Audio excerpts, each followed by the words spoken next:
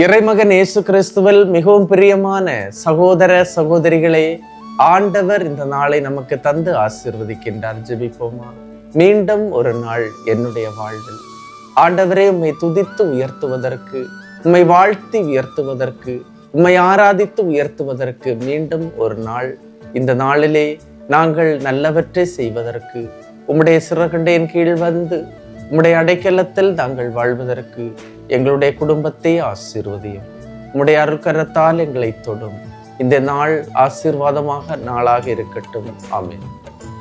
அன்புமிக்கவர்களே, இன்றைய நாளிலே நாம் தியானிப்பதற்காக எடுத்துக்கொண்ட இறைவார்த்தை விடுதலை பயணம் 4ஆம் அதிகாரம் 10, 11, 12 இறைவார்த்தை. மோசே ஆண்டவரிடம், ஐயோ ஆண்டவரே, நீர் உமது அடியானிடம் பேசுவதற்கு முன்போ பேசிய பின்போ நாவன்மை அற்றவன் நான். ஏனெனில் எனக்கு வாய் திக்கும், நாவும் குழறும் என்றார். ஆண்டவர் அவரிடம், மனிதனுக்கு வாய் அமைத்தவர் யார்? அவனை ஊமையாக அல்லது செவிடாக அல்லது பார்வை உள்ளவனாக அல்லது குருடனாக வைப்பவர் யார்? ஆண்டவராகிய நான் தானே. ஆகவே இப்போதே போ, நானே உன் நாவில் இருப்பேன், நீ பேச வேண்டியதை உனக்கு கற்பிப்பேன் என்றார்.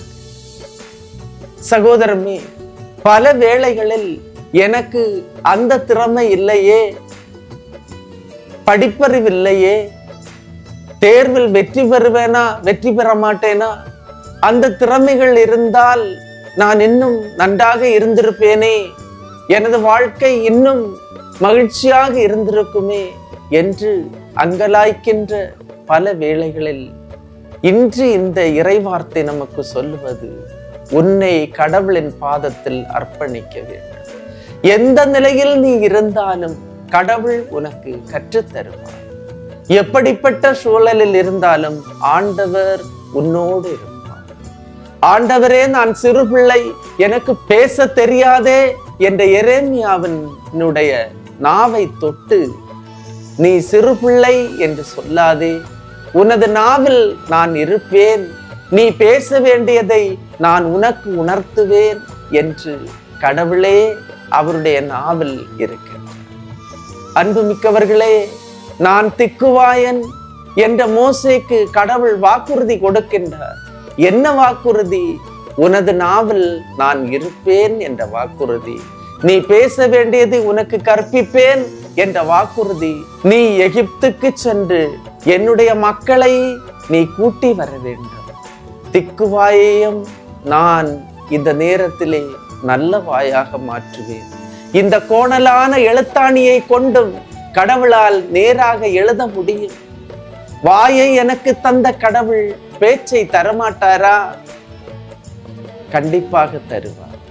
கடவுள் உனது திறமையை பார்ப்பவர் அல்ல, உன்னுடைய படிப்பை பார்ப்பவர் அல்ல, உன்னுடைய அந்தஸ்தை பார்ப்பவர் அல்ல, உனது திறமைகளை பார்ப்பவர் அல்ல. அன்புமிக்கவர்களே, கடவுள் தகுதியற்ற உன்னை தகுதிப்படுத்துவார். பலவீனனை பலமாக்குகின்ற கடவுள். 100 வயதில் கருப்பை செத்த நேரத்திலும் சாராவுக்கு குழந்தை பாக்கியம் தந்த கடவுள். திக்குவாயனான மோசேயை மீண்டும் இஸ்ரேல் மக்களை மீட்டு வர அவரை தகுதிப்படுத்திய கடவுள். பலவீனர்களை தகுதிப்படுத்துகின்ற கடவுள். பேதுரு மறுதலித்த பிறகும் திருச்சபைக்கு தலைவராக்கிய கடவுள். ஆண்டவர் மீது சந்தேகப்பட்ட சந்தேக பேர்வழி என்ற தோமாவை இந்தியாவிற்கு அனுப்பி மிகப்பெரிய இறைவாக்கினராக மாற்றிய கடவுள்.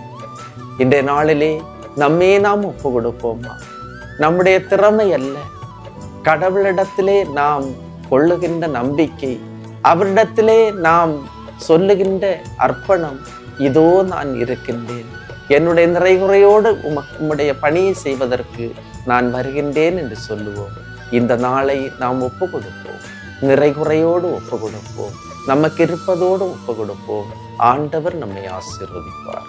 எல்லாம் வல்ல இறைவன் தந்தை, மகன், தூய ஆவியார் உங்களையும் உங்கள் குடும்பத்தையும் நிறைவாய் ஆசீர்வதிப்பாராக. ஆமேன். இயேசுவுக்கே புகழ், இயேசுவுக்கே நன்றி. மரியே வாழ்க.